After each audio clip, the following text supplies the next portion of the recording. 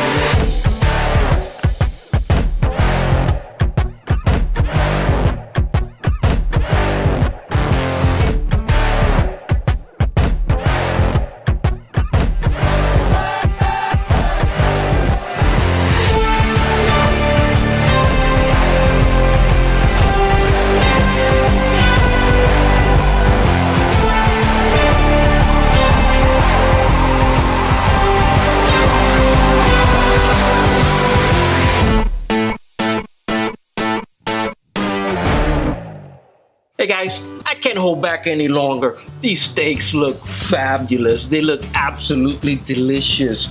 I cooked one to 130 degrees Fahrenheit.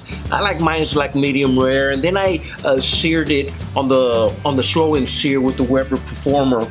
My wife likes her steak just a little bit more cooked, so I took hers up to a medium at about roughly 140 degrees. But they look fantastic, and it's time to give them a little taste test. And I'm gonna taste mine and see what it's all about. I'm gonna grab this piece right here. Whew. Did I cut all the way through? We're gonna see. There we go.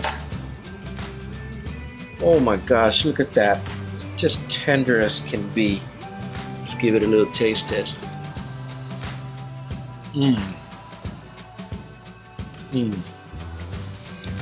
It is good. USDA prime steak in the Weber Performer using the slow and sear. Perfect color. Look at that color. Nice little pink on the inside, medium rare. Oh, just the right balance of salt and pepper.